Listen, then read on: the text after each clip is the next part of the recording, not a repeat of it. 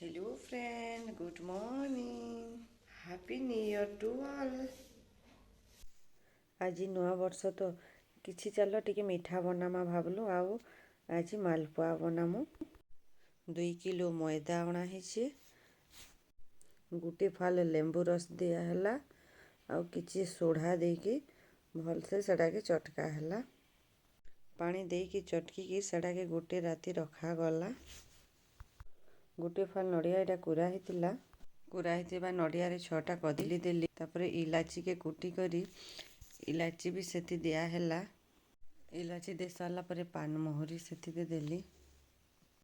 ସବୁକେ ଭଲସେ ମିଲିଯିବାର ତକ୍ ସେଟାକେ ଚଟକିଲି।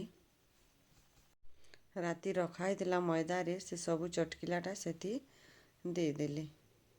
ମଇଦା ସଫ୍ଟଟା ତ ଟିକେ ଟାଇଟ୍ ହେବାର୍ ଲାଗି ଚାଉଳ ଗୁଣ୍ଡ ଟିକେ ଦେଇଦେଲି। ଏଇଟା ସବୁକେ ଭଲସେ ଏଇଟା ଫେଣ୍ଟି ଦେଲି।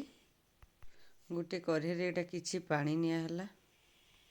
ସେ ପାଣିରେ 2 କେଜି ଚିନି ଦିଆହେଲା।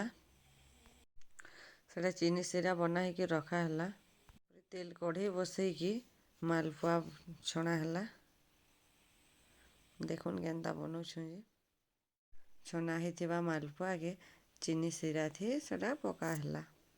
ଦେଖୁନ୍ କେନ୍ତା ସଫ୍ଟ ବଢ଼ିଆ ପ୍ରସ୍ତୁତ ହେଇଗଲା ମାଲପୁଆ।